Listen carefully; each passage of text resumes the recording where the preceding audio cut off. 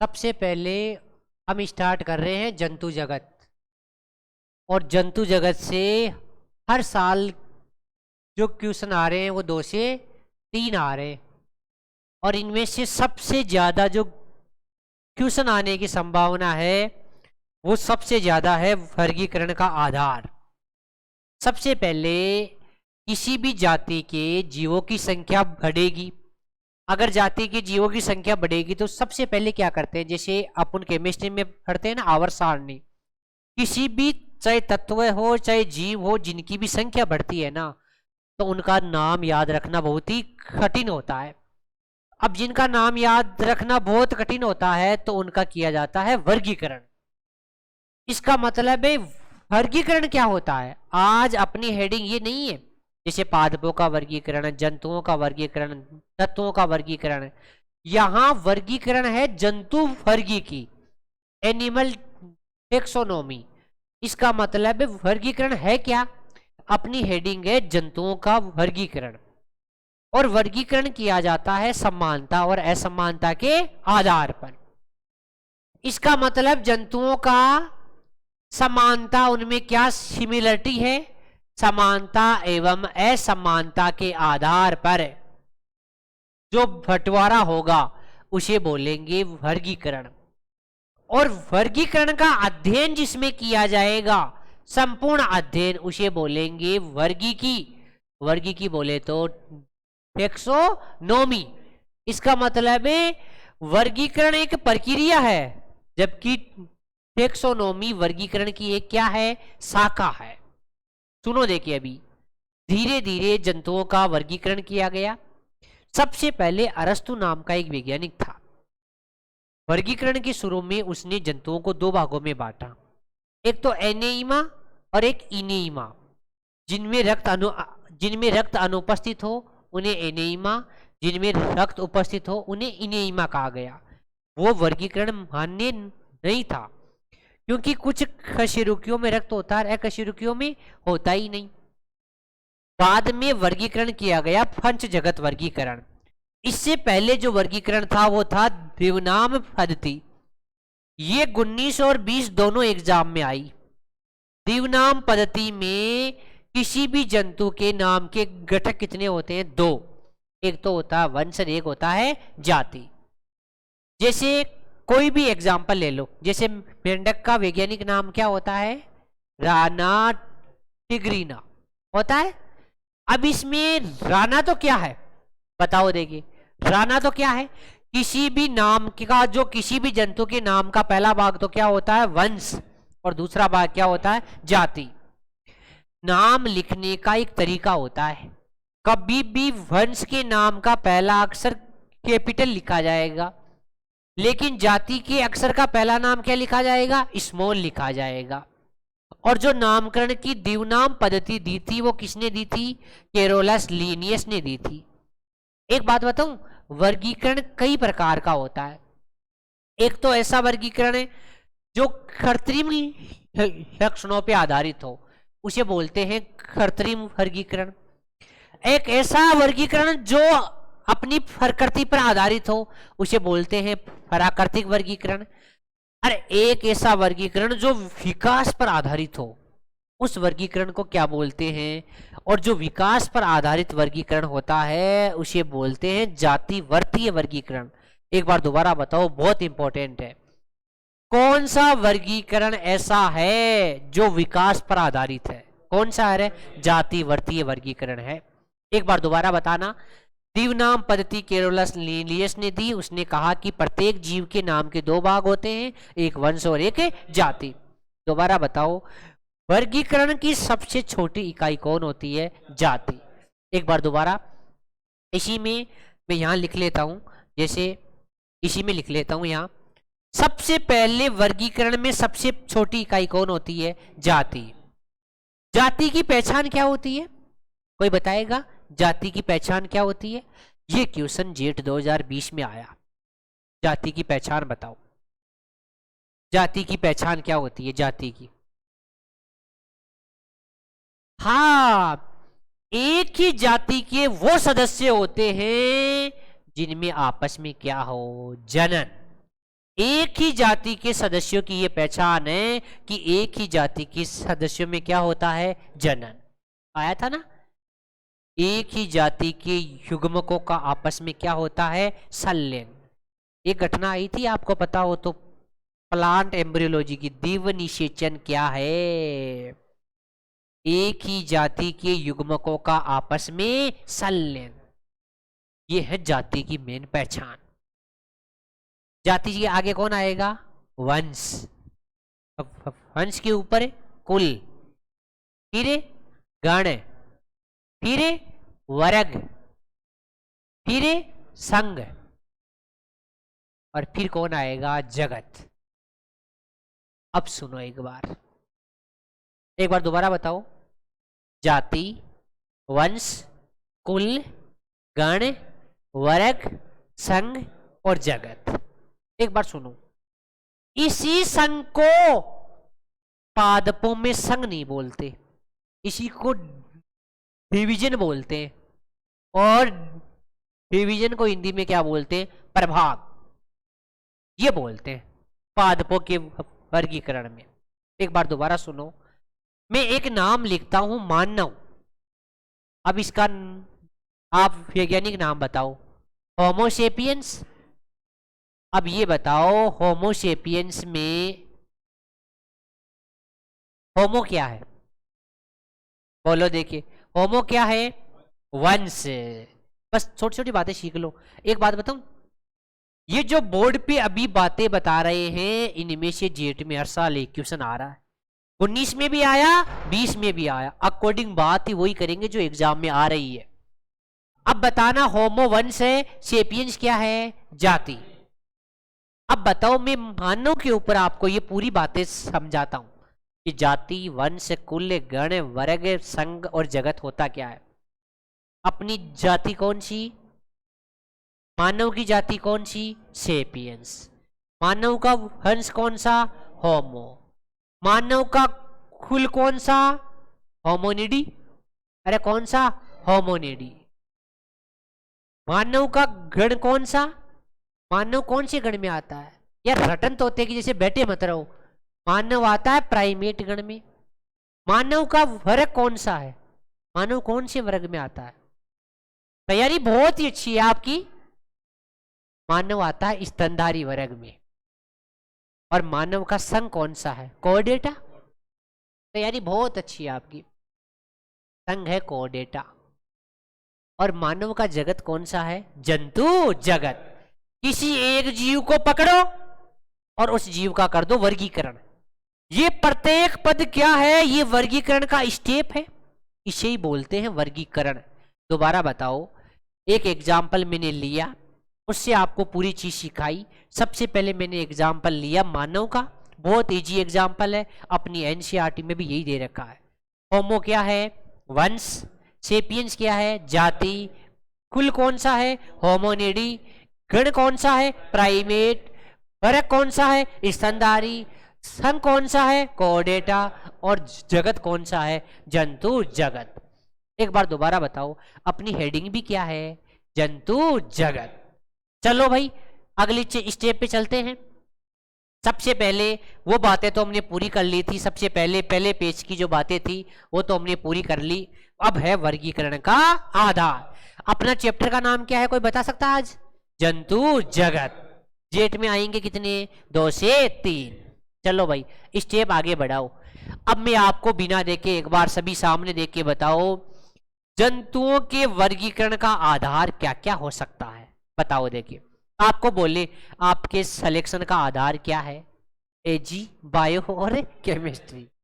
ऐसे ही वर्गीकरण का आधार क्या है रे, जिस भी जीव का वर्गीकरण आप करना चाहते हो उसमें कोशिकाओं की संख्या कितनी है, बोले तो एक कोशिकीय है या बहुकोशिकीय है। बात आती है संगठन स्तर का, बताओ उसका संगठन स्तर जीवद्रव्य स्तर का है कि यानी प्रोटोप्लाज्मिक लेवल का है, कोशिकीय स्तर का है, उत्तक स्तर का है, अंग स्तर का है। इसे क्या बोलते हैं, संगठन स्तर। उस जीव में समिति किस प्रकार की है, ये समिति क्या होती है, किसी भी जीव को उसकी किसी केंद्रीय अक्ष से दो बराबर भागों में बांटने का तरीका क्या है? आपको पता है ऐसे जीव भी होते हैं जिनमें किसी प्रकार की कोई समिति नहीं पाई जाती। अभी पूरी बातें करेंगे। एक आता है कोशिकीय संगठन। ये क्या होता है? वही बात, कोशिकीय स्तर कौन सा पाया जा रहा है।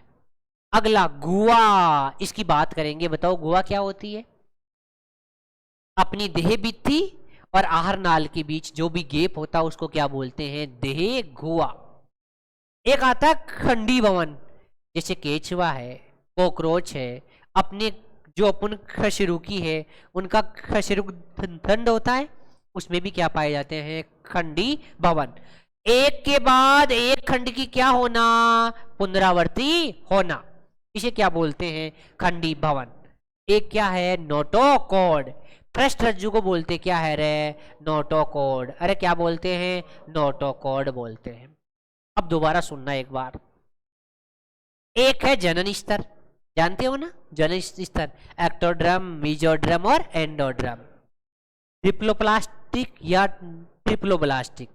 अगला भ्रूणीय मुख व गुदा की उत्पत्ति के आधार पर।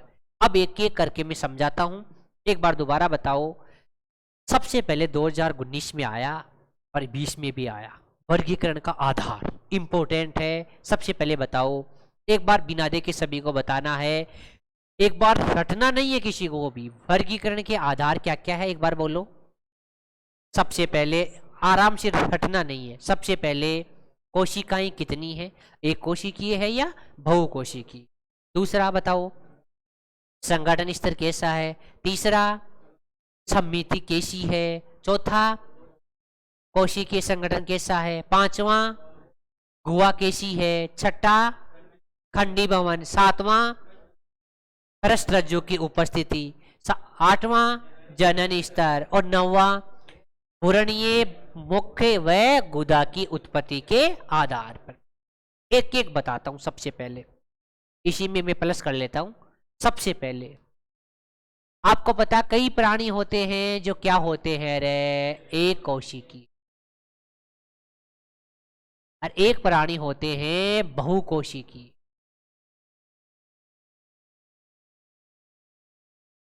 जो एक कोशिकीय जिनमें कोशिकाओं की संख्या ही एक है उन्हें क्या बोलते हैं रे? बताओ। देखिए जिनमें कोशिकाओं की संख्या ज्यादा होती है उसे तो बोलते हैं मेटाजोआ, और इसको क्या बोलते हैं रे? प्रोटोजोआ। आपको पता है प्रोटोजोआ के प्राणियों का तो संगठन ही कैसा होता है? जीवधर्वी स्तर का। और ऐसे प्राणी जिनमें कौन कौन आता है? Amoeba, paramecium. बताओ रे ये सारे कैसे जंतु है? एक कोशिकीय। क्या है रे? एक कोशिकीय। इनको छोड़कर पोरीफेरा से लेकर कोडेटा संघ तक के सभी प्राणी क्या होते हैं रे? बहुकोशिकीय। क्या होते हैं? बहुकोशिकीय। अपना पहला स्टेप पूरा हुआ। अगला क्या था? इसी में पहला था कोशिकीय संगठन। अगला क्या था बताओ, देखिए बोलो। पहला कोशिकीय संगठन था। अगला नहीं नहीं, पहला था कोशिकीय संगठन। अगला देख लो। नहीं नहीं, कोशिकाओं की संख्या तो पहला ही था। देख लो एक बार। संगठन स्तर बोले तो, हाँ बोले तो संगठन स्तर का मतलब उसके शरीर का संगठन है कैसा। सबसे पहले जीवधर्वी स्तर का, दूसरा कोशिकीय स्तर का, तीसरा उत्तक स्तर का, चौथा अंगिक स्तर का या अंग तंत्र मान लो। अब एक बात बताओ रे, सबसे पहले जीवधर्वी स्तर का संगठन कहां पाया जाता है? प्रोटोजोआ में। बोले तो अमीबा और पैरामीशियम में। दूसरा, कोशिकीय स्तर का संगठन कहां पाया जाता है? पोरीफेरा में, पोरीफेरा में। और उत्तक स्तर का संगठन कहां कहां पाया जाता है? चिलेंट्रेटा और बताओ टीनोफोरा में। कहां रे? टीनोफोरा में। और अंग स्तर का संगठन तो अपना प्लेटी हेलमंथी से लेकर कोडेटा तक पाया जाता है। बताओ कोई दिक्कत है क्या? नहीं है। तो संगठन स्तर भी अपने को याद हो गया। अगला स्टेप कौन सा था अपना? बताओ। देखिए, कोशिका की संख्या हो गई, संगठन स्तर हो गया। अब क्या है रे? सम्मिति। सम्मिति। चलो भाई, सबसे पहले सम्मिति है क्या? सम्मिति किसी भी जीव को किसी अक्ष से काटने का वह तरीका है जिससे वो दो बराबर भागों में बढ़ सके। सबसे पहले तो ऐसे जीव जिनमें सम्मिति होती नहीं है, एक ऐसे जीव जिनमें सम्मिति होती है लेकिन वो दो प्रकार की, एक अरीय और एक द्विपार्श्व, एक तो रेडियल एक बाइलेटरल। ऐसे जीव जिनमें किसी प्रकार की सम्मिति नहीं होती, कौन कौन? अमीबा में भी नहीं होती, प्रोटोजोआ, और एक अपने पोरीफेरा के सदस्यों में भी किसी प्रकार की सम्मिति नहीं पाई जाती। पोरीफेरा नाम आते दिमाग में स्पंज आना चाहिए। और ये सम्मिति कहां कहां देखने को मिलती है? फटाफट, पोरीफेरा के जस्ट आगे कौन आता है? सिलेंट्रेटा। सिलेंट्रेटा और अरे बोलो टीनोफोरा। एक और बताएगा, देखिए दिमाग किसमें है, कितना दिमाग है। इकाइनोडर्मेटा के किसमें? अरे इकाइनोडर्मेटा के किसमें? यही तो क्वेश्चन है मेन इंपॉर्टेंट। सम्मिति का अपवाद यही है। ललित, रामलाल, इसमें इकाइनोडर्मेटा की ये पहचान है कि उसका लार्वा ज्यादा विकसित होता है और वयस्क क्या होता है? कम विकसित होता है।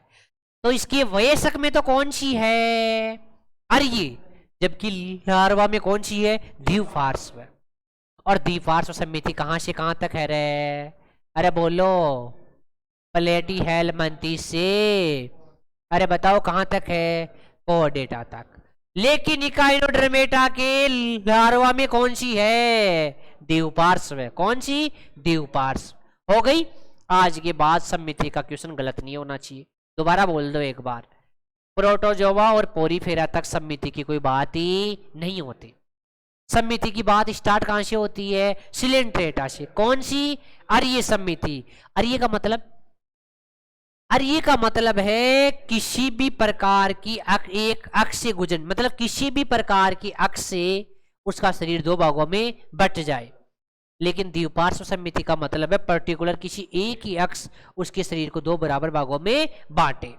चलो भाई, सम्मिति की बात खत्म है। अगला क्या था सम्मिति का? अगला देखो, कोशिकीय संगठन तो हमने बता दिया।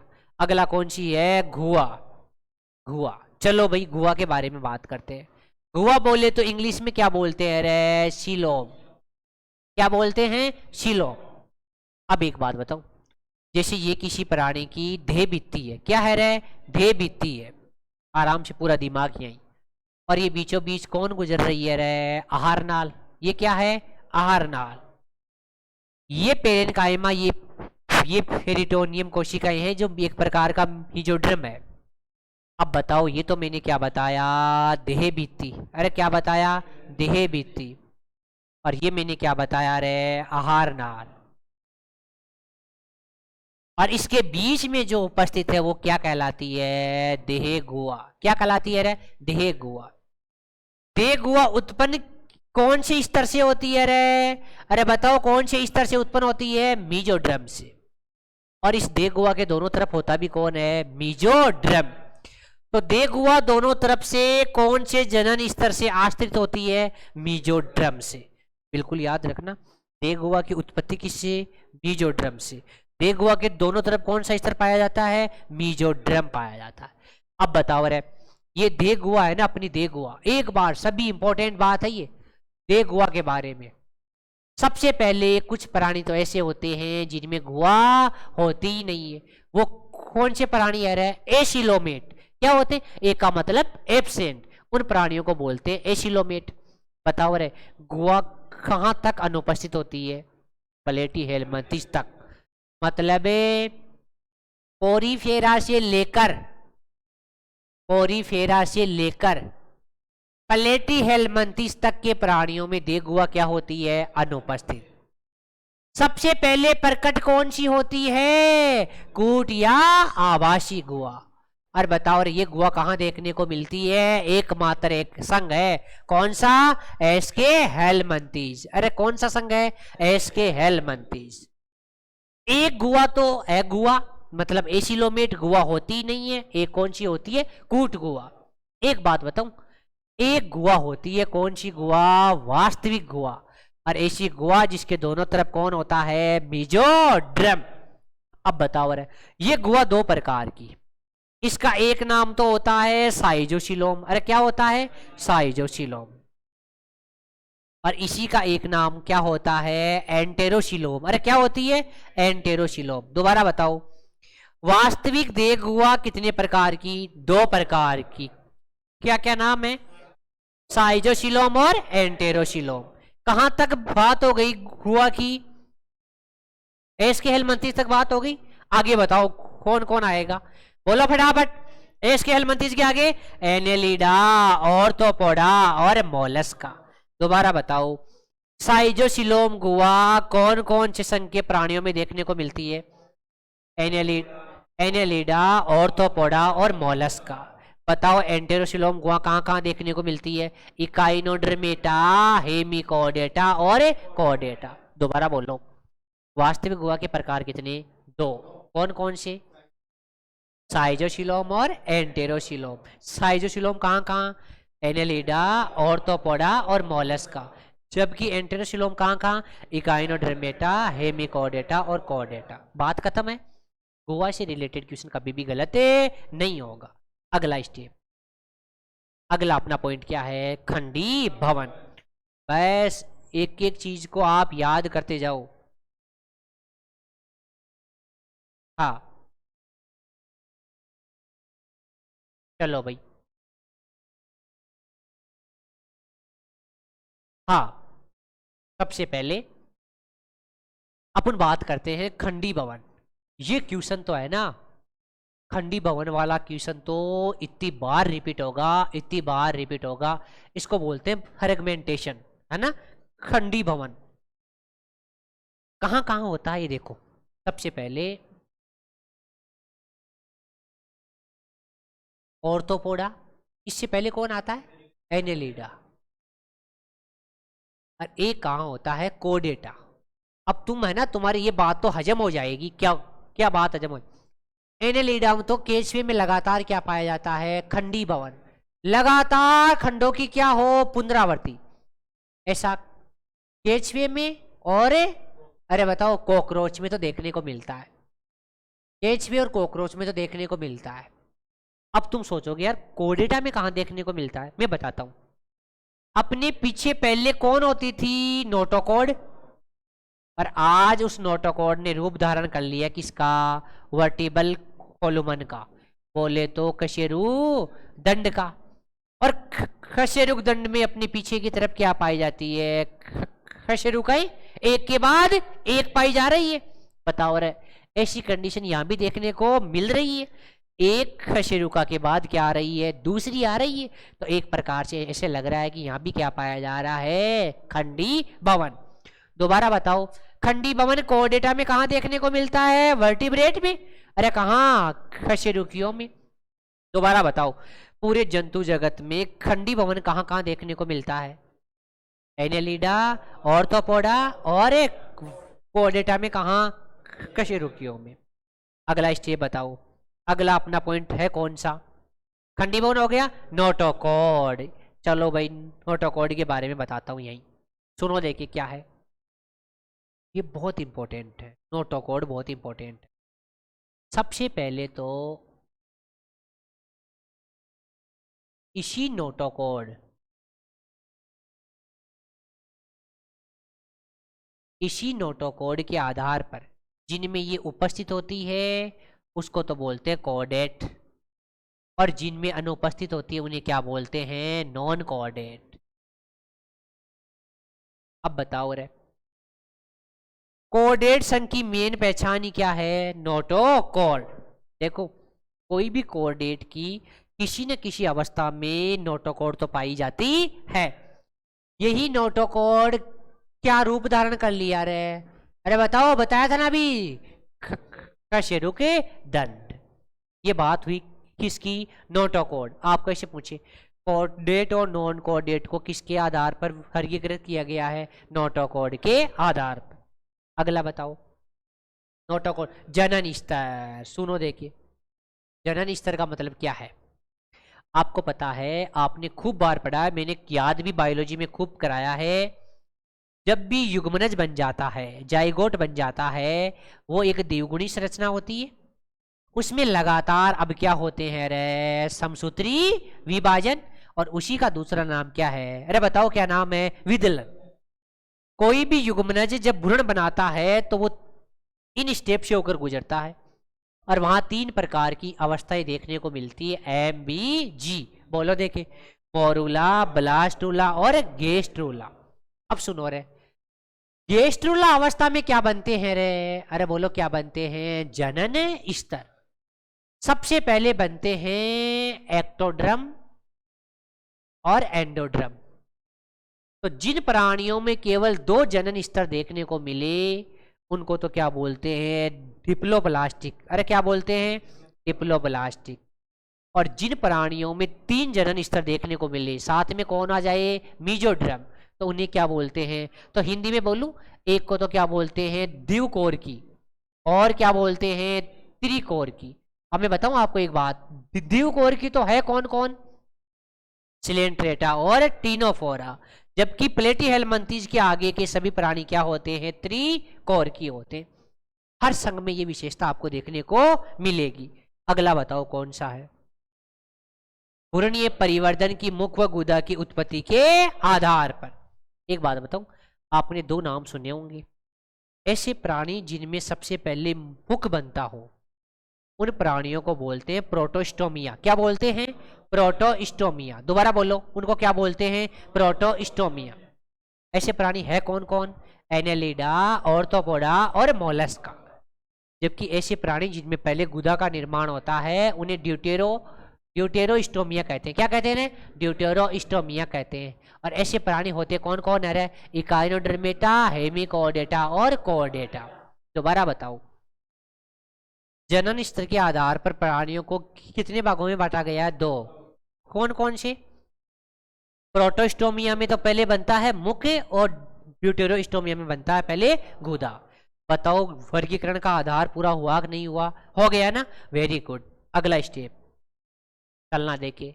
सबसे पहले ये हमने पढ़ लिया। अब देखो, एक एक चीज करके पढ़ती है। भी हमने पढ़ लिया, खंडी भवन भी पढ़ लिया हमने, समिति। हाँ, यहाँ से स्टार्ट करते हैं। बताओ रे, ये भी हमने पढ़ लिया शायद, है ना? अगला ये पेज मैंने ऐड कर दी। सबसे पहले, ये तो बहुत छोटी छोटी बातें हैं, स्टेप बाय स्टेप पढ़ते चलो, 15 मिनट में खत्म है। सबसे पहले क्या पढ़ रहे हैं? बोलो सभी के सभी, अकशेरुकी पढ़ रहे हैं। और अकशेरुकी में सबसे पहला संघ कौन सा है? अरे बोलाओ कौन सा है? पोरीफेरा। 5 मिनट में पोरीफेरा खत्म। पोरी का मतलब क्या होता है? पोर का मतलब क्या होता है? छिद्र। तो ऐसे प्राणी जिनका शरीर क्या होता है? छिद्रित। अब बताओ, ये कोई पोरीफेरा का सदस्य है? और मैंने कह रहा हूं कि ये ऐसे है, ये छोटे छोटे छिद्र है। अरे एक ऐसा है छिद्र, जो छोटे छोटे बहुत सारे छिद्र है जिनसे जल अंदर प्रवेश करेगा, उनको तो नाम क्या देते हैं? ओस्टिया। तो ओस्टिया का तो काम है जल को प्रवेश करवाना। और एक बड़ा छिद्र है जिसके द्वारा जल बाहर निकलता है, उसको क्या बोलते हैं? ओस्कुलम। दोबारा बताओ, पोरीफेरा में ओस्टिया और ओस्कुलम की पहचान क्या है? ओस्टिया की संख्या क्या होती है? अनेक। और ओस्कुलम की संख्या होती है 1। छोड़ो इसको, बताओ इसके प्राणियों को सामान्यतः क्या कहते हैं? स्पंज। अब आपको पता है एक कोशी की जीव तो केवल कहाँ होते हैं? प्रोटोजोआ में। पोरीफेरा में तो क्या आ गए? बहुकोशी की। कौन सा जनन स्तर? द्विकोर की। क्या असम्मित होते हैं। अगला स्टेप बताओ रे, एक इंपॉर्टेंट नाल तंत्र या वाटर कैनाल सिस्टम। बताओ वाटर कैनाल सिस्टम या नाल तंत्र कौन से संघ के प्राणियों की विशेषता है? पोरीफेरा की। अब एक बात बताओ, ये देखो ऐसे है, ये शरीर ऐसा होता है इनकी, और इनके बीच में बना होता है ये कैनाल सिस्टम। इसी में पानी है ना, पानी, ये पानी के साथ भोजन भी जाता है, ये नाल इसकी गति भी करवाता है, ये इसकी सुरक्षा भी करवाता है, ये इसके जनन में भी सहायता करता है। दोबारा बताओ, जो नाल तंत्र कैनाल सिस्टम पाया जा रहा है वो इसी के माध्यम से जल अंदर शरीर में अंदर प्रवेश कर रहा है, अंदर जा रहा है। ये वाटर कैनाल सिस्टम पोषण में भी सहायता करता है, उत्सर्जन में भी सहायता करता है, श्वसन में भी सहायता करता है, गमन में भी सहायता करता है, जनन में भी सहायता करता है, परिसंचरण में भी सहायता करता है। अगला, पोरीफेरा के सदस्यों का अंतःकंकाल किसका बना होता है? कैल्शियम कार्बोनेट का, सिलिका का और स्पॉन्जिन फिलामेंट्स का बना होता है। अगला स्टेप, तंत्रिका कोशिका का पूर्णतः क्या होता है? अभाव। यहां पर पुनरुद्भवन की क्या पाई जाती है? समता। पुनरुद्भवन का मतलब है कोई अंग टूट जाए वापस बन जाए।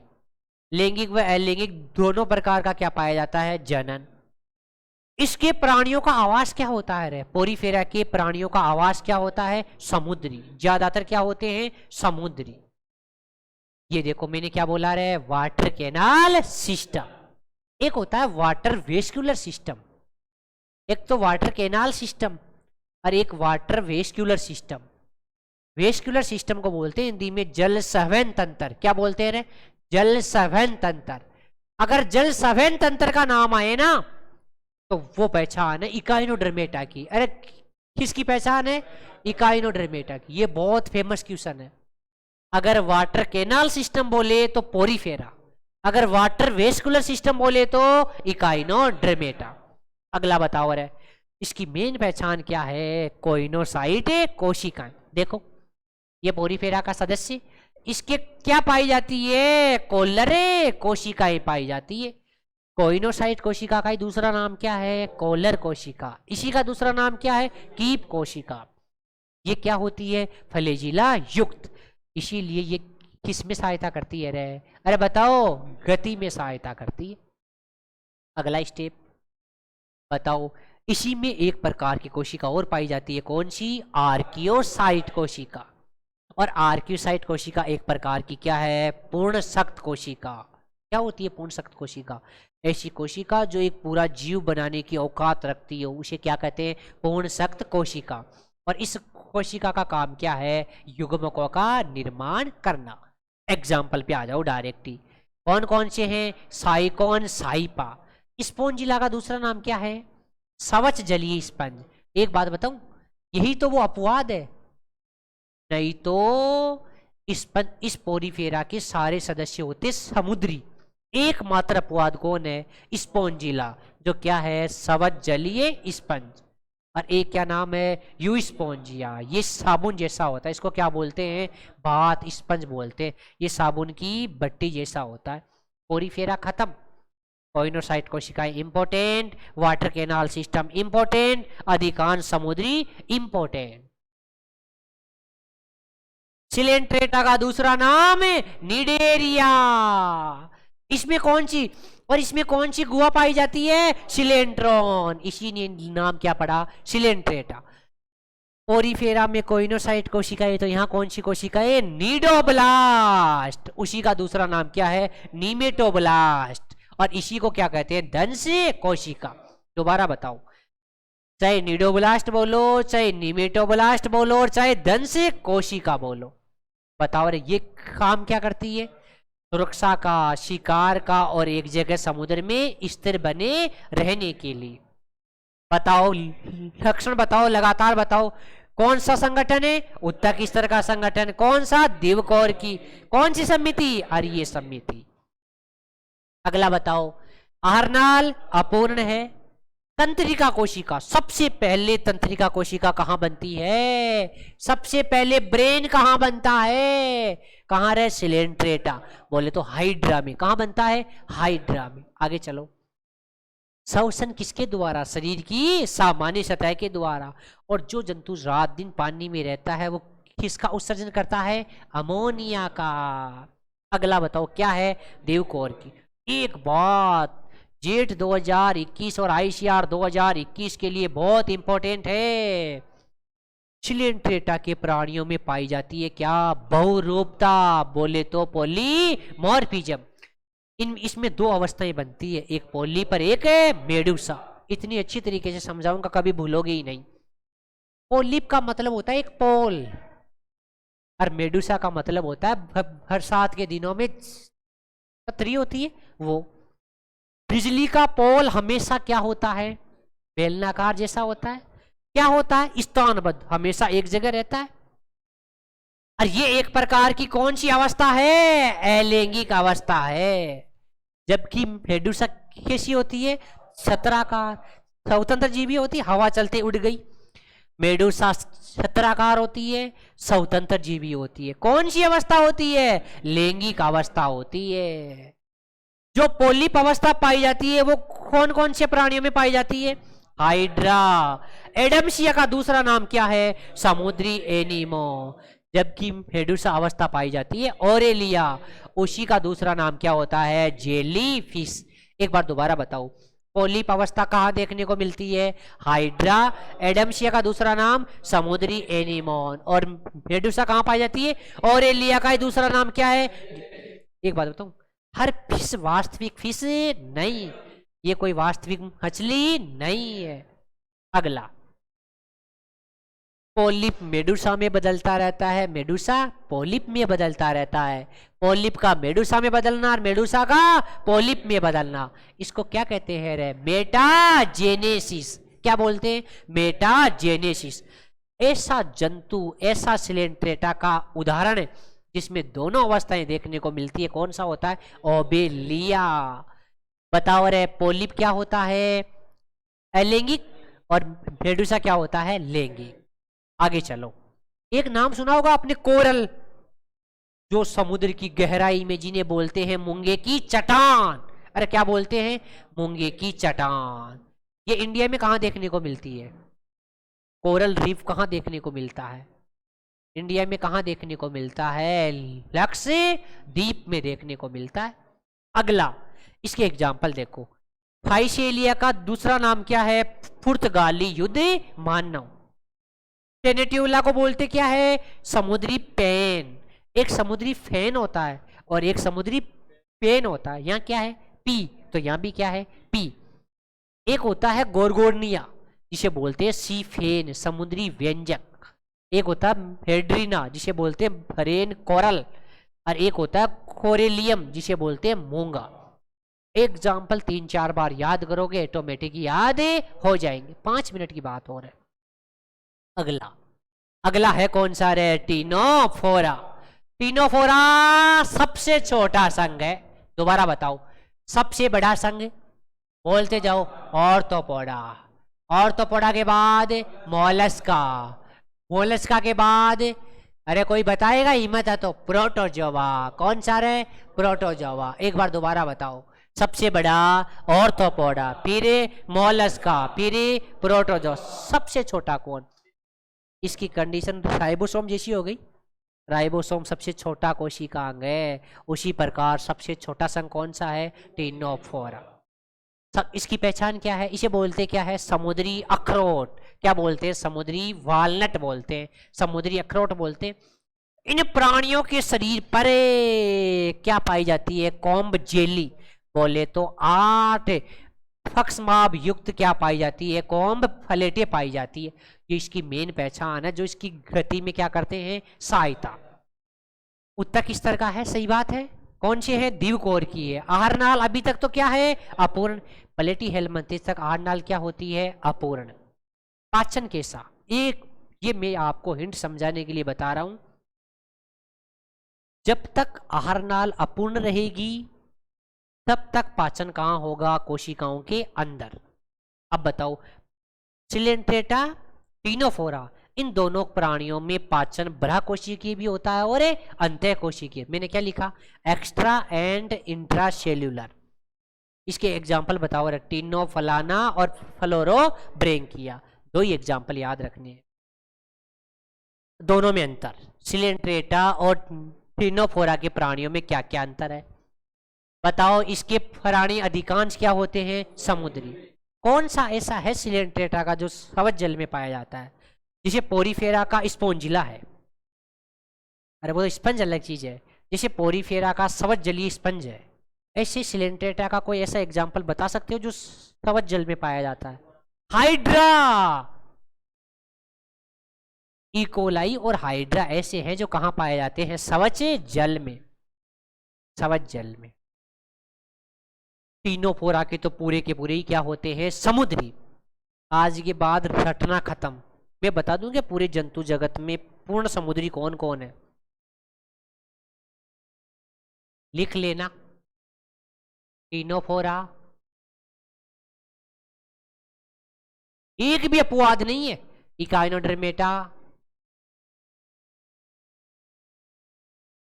प्रोटोकॉर्डेटा, इनके प्राणी पूर्ण समुद्री है बिना किसी अपवाद के।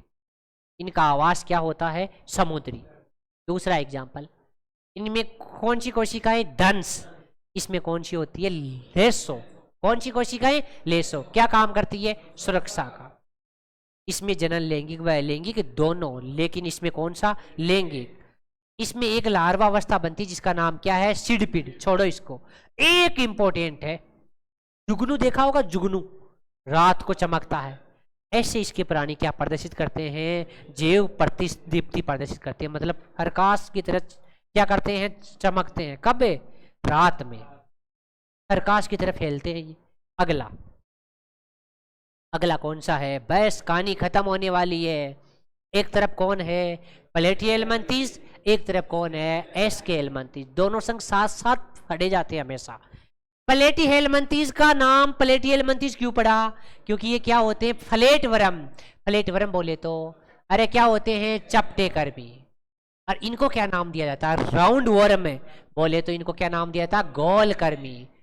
तो प्लेटिहेल्मिन्थस का नाम चपटे कर्मी है और गोल कर्मी, और इसका एस्केहेल्मिन्थस का राउंड वर्म का मतलब गोल कर्मी। प्लेटिहेल्मिन्थस के प्राणी सदैव जंतुओं के परजीवी होते हैं, लेकिन एस्केहेल्मिन्थस के प्राणी पादपों के भी परजीवी होते हैं और जंतुओं के भी परजीवी होते हैं। और एक खास बात आपने पादप रोग विज्ञान में पढ़ी होगी, एस्केहेल्मिन्थस के प्राणियों को पादपों में बोलते क्या है, सूत्रकृमि या नीमेटोड बोलते हैं। कई रटन तोते निडेरिया को और नीमेटोड को एक ही समझ बैठते हैं। अरे भाई बिल्कुल ही अलग है। दोबारा बताओ, जो अंतः परजीवी, जो परजीवी गोल, जो भी एस्केहेल्मिन्थस के परजीवी पादपों में क्या नाम है उनका, या तो सूत्रकृमि या नीमेटोड। अगला, प्लेटिहेल्मिन्थस तक के प्राणियों में गुहा की कोई बात नहीं होती, तो क्या होते हैं, अगुइक। इनमें कौन सी, कूट गुहा। इनका पहला स्तर है, पहला अंग तंत्र स्तर कहां देखने को मिलता है, प्लेटिहेल्मिन्थस में। यहां अंग स्तर का है और यहां कौन सा है रे, अरे अंग के नाम के आगे क्या लग जाएगा, तंत्र। अगला बताओ, कौन सी समिति, द्विपार्श्व। यहां भी द्विपार्श्व, यहां पर त्रिस्तरीय, यहां भी त्रिस्तरीय। यहां आहारनाल अपूर्ण होती है, फीताकृमि में तो आहारनाल होती ही नहीं है, लेकिन यहां आहारनाल क्या होती है, पूर्ण।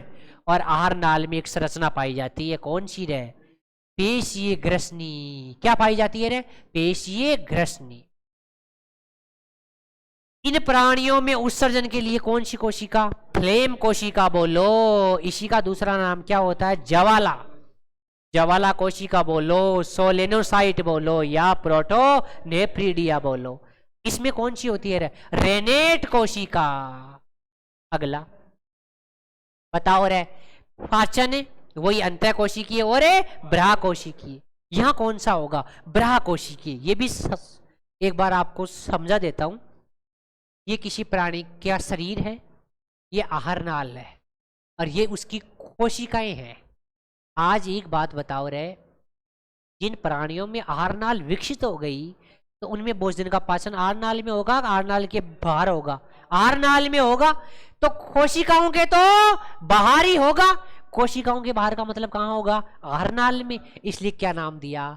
Extra cellular. ब्राह कोशिका मतलब कोशिकाओं के बाहर, और कोशिकाओं के बाहर बोले तो, अरे कोशिकाओं के बाहर बोले तो आहार नाल में। अगला, ये प्राणी कैसे होते हैं? द्विलिंगी। लेकिन ये कैसे होते हैं? एक लिंगी। देखा होगा नर एस्केरिस और मादा एस्केरिस। इसके एग्जाम्पल बताओ। प्लेनेरिया। पूरे जंतु जगत में अगर पुनरुद्भवन की क्षमता सबसे ज्यादा पाई जाती है तो किसमें पाई जाती है? प्लेनेरिया में पाई जाती है। फेसियोला बोले तो इसको क्या बोलते हैं? लेवर फलूक। इसको हिंदी में क्या बोलते हैं? पर्णकर्मी। क्या बोलते हैं रे? पर्णकर्मी बोलते हैं।